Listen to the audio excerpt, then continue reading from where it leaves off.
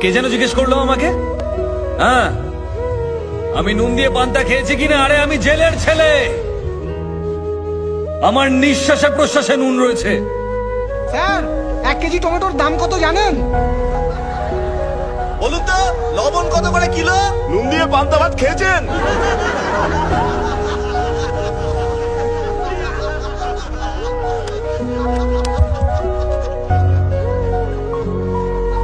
আজ আপনাদের কথা শুনে খুব লজ্জাই করছে আমার। সত্যি কথা বলতে 1 কিলো টমেটোর দাম আমি জানি না। টমেটোর দাম জানে না, নেতা হতে এসেছেন? এই স্যারকে টমেটোটা চিনিয়ে দে না। স্যার একবার এই টমেটোটা দেখে নিন। আরে এই এই এই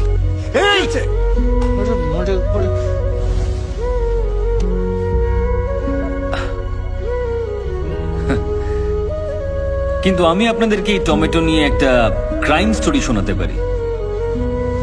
বিশ্বের মাত্র 7টা দেশে টমেটো চাষ হলেও সব দেশেই টমেটো সস খাওয়া হয়। আমাদের দেশে চাষ করা টমেটোর ডিমান্ড সারা বিশ্ব জুড়ে রয়েছে। কিন্তু আরো একটা রহস্য আছে, যারা এখানে টমেটো চাষ করেন তারা খুব তাড়াতাড়ি মারা যান। কেন মারা যান?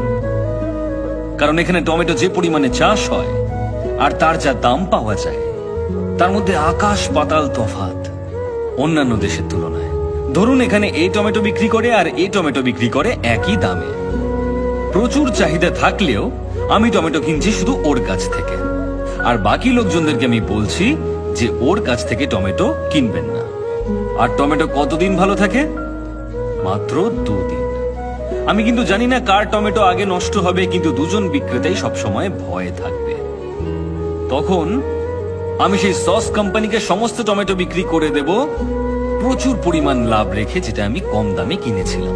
আমি শুধু এর কাছ থেকেই কম দামে কিনে নিলাম, আর অন্য টমেটো বিক্রেতার সমস্ত টমেটো নষ্ট হয়ে গেল।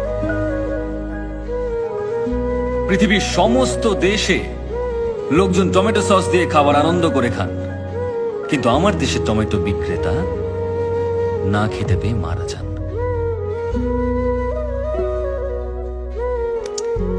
তাই পরের বার যদি আমাকে আপনারা টমেটো ছুঁড়তে চান, তাহলে দয়া করে ওই টমেটো বিক্রেতাদের কথা মনে রাখবেন। কি হলো? আপনারা সবাই চুপ কেন?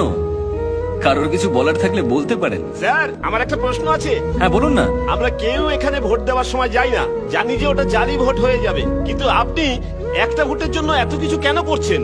আপনি তো 49P সম্পর্কে সবকিছুই জানেন। ভোটের রেজাল্ট বন্ধ করে দিলেন, কোম্পানি থেকে পদত্যাগও করলেন, এসব কি স্যার?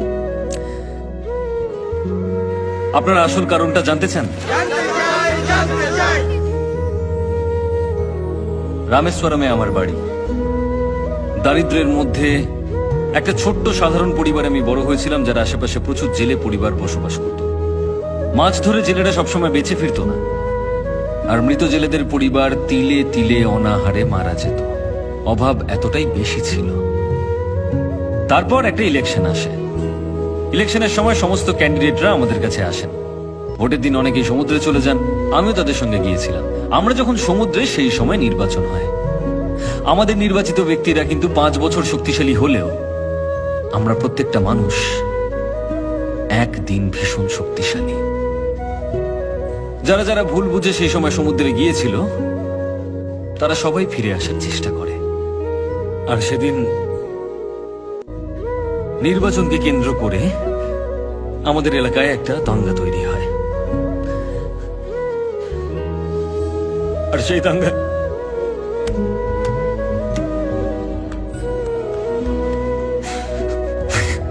দাঙ্গায় আমার বাবার সঙ্গে 13 জন মানুষ মারা যায়। আর যারা মারা যায়নি তাদের সকলকে আহত করার চেষ্টা করা হয়েছিল, যাতে তারা উঠে দাঁড়াতে না পারে। আমার বাবা দাঙ্গার বিরুদ্ধে লড়েছিল, কিন্তু কেউ আমার বাবাকে বাঁচাতে আসেনি। একটা মানুষ মারা যাওয়ার পর তার সমস্ত অন্ত্যেষ্টিক্রিয়া করার জন্য 2000 টাকা খরচ হয়, আর জেলেদের 2 বছর লাগে ওই 2000 টাকা কামাতে। সুতরাং মৃতের শরীর নিয়ে এসো আর সেটাকে সমুদ্রে ছুঁড়ে ফেলে দাও।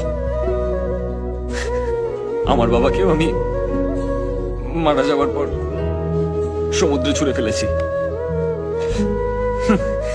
শুনেছি সমুদ্রে মৃতের অস্থি বিসর্জন করা হয়, কিন্তু আমি আমার বাবাকে করেছি। যে নির্বাচনে জিতেছিল সে কিন্তু কিচ্ছু করেনি। জেলেদেরকে বাঁচানোর জন্য আমার মা সংগঠন তৈরি করেন, জেলের বাচ্চাদেরকে পড়ানোর জন্য স্কুল তৈরি করেন, সবকিছু তৈরি করেন। অনেক বাচ্চাদেরকে শিক্ষিত করেছেন আমার মা, অনেককে। সেদিন দেশের সমস্ত নিউজ চ্যানেল থেকে ইন্টারভিউ নিতে এসেছিল আমার। আমি যে দেশেই থাকি না কেন, যেভাবেই থাকি না কেন, আমি ফিরে আসি নির্বাচনের দিন।